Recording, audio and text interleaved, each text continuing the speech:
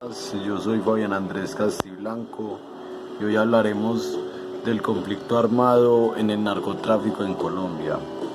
Cuando hablamos de cómo ha marcado el narcotráfico en el conflicto armado de Colombia, a la vez que ha impugnado su historia con ese oscurantismo que denigra nuestra sociedad, empezando porque han caído grandes seres e imágenes de la humanidad ante ese yugo que ha salido de casillas hace mucho tiempo. Para remontar los hechos acontecidos en los últimos 20 años, se debe situar específicamente la época de los 80s, que es la formación de un caos que ya desde hace mucho ha asediado nuestro país.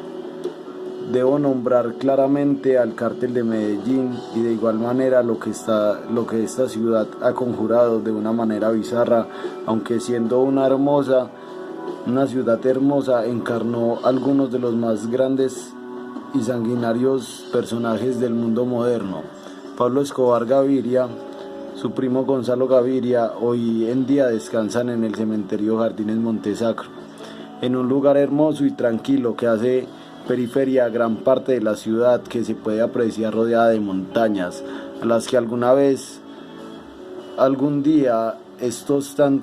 sus socios desangraron: el clan Ochoa Vázquez, José Gonzalo Rodríguez Gacha, alias el Mexicano, que manejaba parte de los llanos orientales, Cundinamarca, Puerto Boyacá y otras zonas de Antioquia y el Guaviare. También Carlos Leder, hoy preso ya hace más de 30 años en una cárcel de Estados Unidos.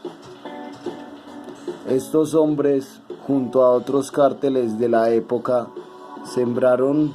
el terror alrededor de Colombia con sus ostentosas formas de vida y rodeadas de armas. Fueron los precursores en el impacto del narcotráfico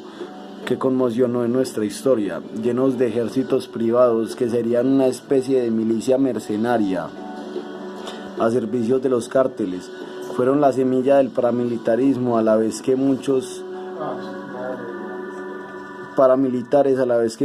de los autores de aquel fecundo mal alrededor de Antioquia y regiones vecinas, como los hermanos Castaño, a servicio del cartel, que tenían un prontuario militar bastante extenso, empezando por el Arauca, Córdoba y Urabá, zonas cuales eran bastiones gigantescos de las primeras generaciones del paramilitarismo.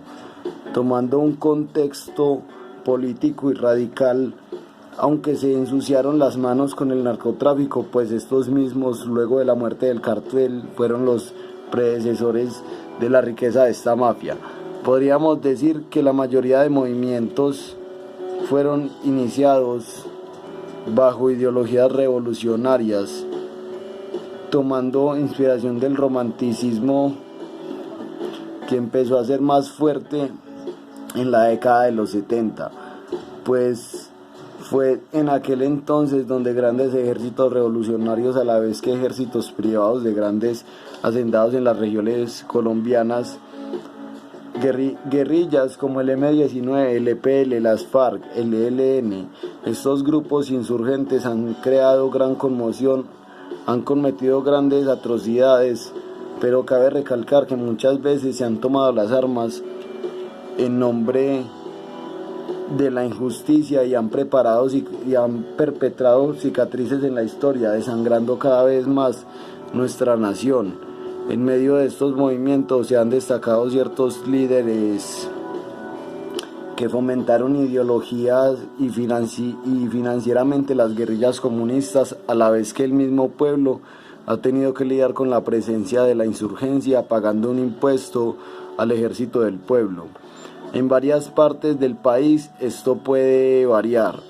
Va desde dinero, aparte de los alimentos, cosecha o ganado que éste sea dueño. En la minería se ve en muchas partes como Segovia y fundidoras en Antioquia, en Bajo Cauca con el azúcar de caña, en el Caquetá, Florencia y toda esta parte del Guaviare, tanto la presencia del Estado como el dinero es bastante pobre, por lo que se ve facturar con gramos de la pasta de coca como forma de moneda. Podríamos decir que algunos de estos grupos tienen su aporte al pueblo, a la nación, hacen un poco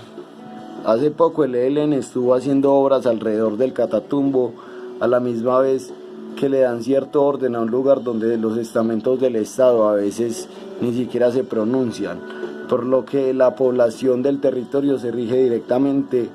por aquella forma que adapta tal movimiento. En los 80s y a finales de los 90s, muchos de estos grupos se manifestaron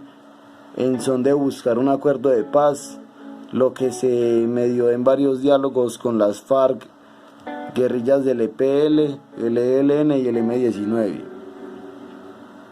Creo que estos tuvieron una etapa bastante álgida, por lo que su postura en esa época era bastante perseguida y no solo por el gobierno. Por aquel entonces los ejércitos privados del capitalismo, el paramilitarismo, empezaron a crearse.